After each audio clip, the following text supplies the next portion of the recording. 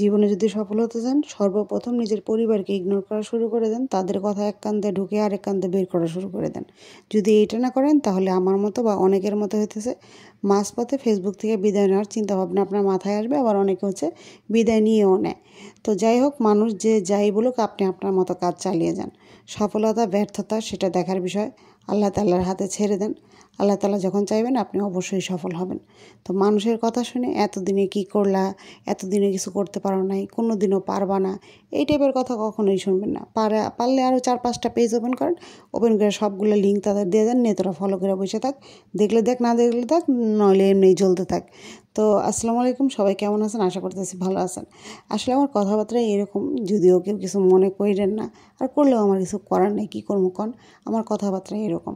তোদের ভালো লাগে না বলে কি আমি আমার কাজ করব না? করব, কিন্তু সেটা আমার সময় মতো, তোমাদের সময় মতো তো আমি করব না, তাই না? তো আমাকে আমার মতো কাজ করতে দাও, তোমরা তোমাদের মতো থাকো। কে সফল হয়েছে কে ব্যর্থ হয়েছে, হই বা না হই, সম্পূর্ণই আমার ব্যক্তিগত ব্যাপার। নাই হইলাম সফল, তাতে কি? এই যে আমি আপনাদের সাথে ভিডিও শেয়ার করতেছি, আপনাদের সাথে গল্প করতেছি, আপনারা এত এত বেশি সুন্দর সুন্দর কমেন্ট করেন, কমেন্টগুলো পড়তেছি, এগুলোই বা কয়জনে পায় বলেন তো? সবসময় মানুষ একটা মানুষকে বিচার করে তার সফলতার ব্যর্থতা দিয়ে। কেন? তার জীবনের আনন্দটা দিয়ে কি তাকে বিচার করা যায় না? সে যে ভালো আছে এটা দিয়ে কি তাকে বিচার করা যায় না? তা তো আপনারা কোনো দিনও করবেন না। শুধু দেখবেন কে বেশি সফল হয়েছে, কে অনেক বেশি টাকা কামাইতেছে, কে অনেক বেশি ভালো আছে।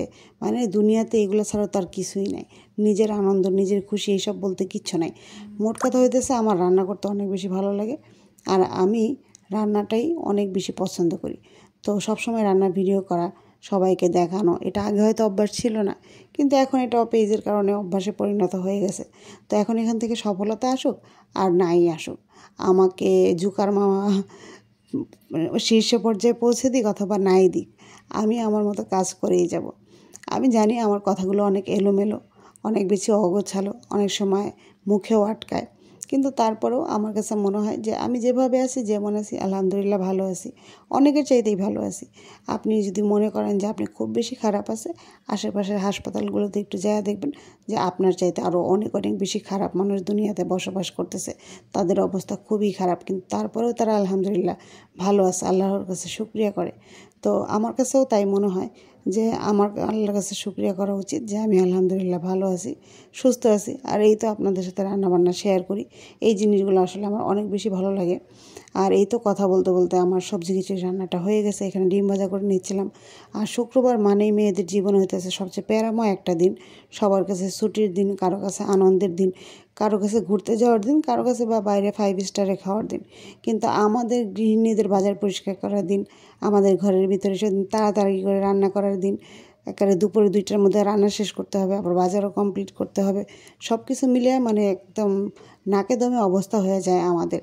তারপরেও কিন্তু হাসি মুখে আমরা সবটাই করি।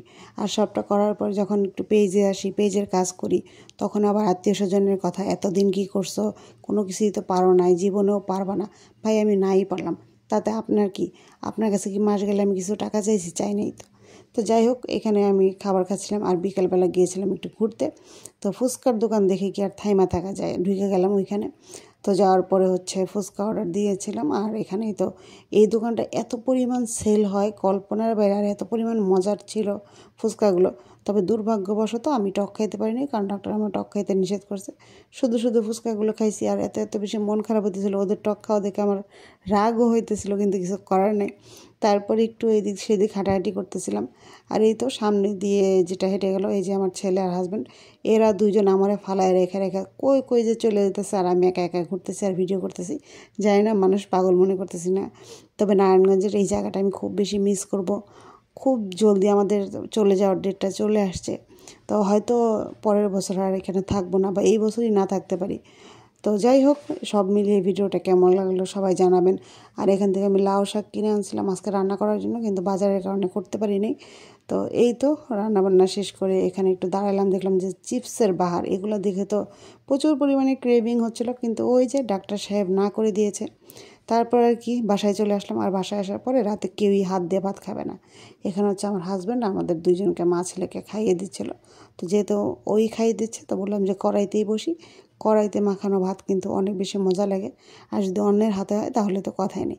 ভিডিওটা কেমন লাগলো জানাবেন, ভালো লাগলে অবশ্যই লাইক কমেন্ট করবেন।